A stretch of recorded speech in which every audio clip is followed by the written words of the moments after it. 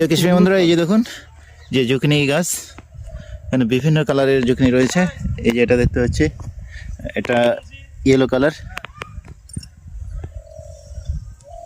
এটা green. Yellow green এগুলো আছে, ফল আর ফুল একই রকম দেখতে।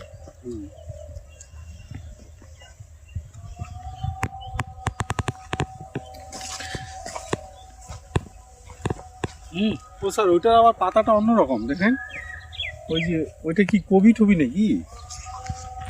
এটা কি রে ভাই, ওই সে অবাক হয়ে যাচ্ছে। এটা কি কাঁচা খাওয়া যায়? কেল। এই যে আমরা পাশে দেখতে পাচ্ছি কেল। এই পাতাগুলো ছেড়ে, পাতা ছেড়ে বাটা খেতে হবে। এটা হালকা রসুন পেঁয়াজ দিয়ে ভাজি করে বাটা। বাটা, এটা হচ্ছে কেল বাটা।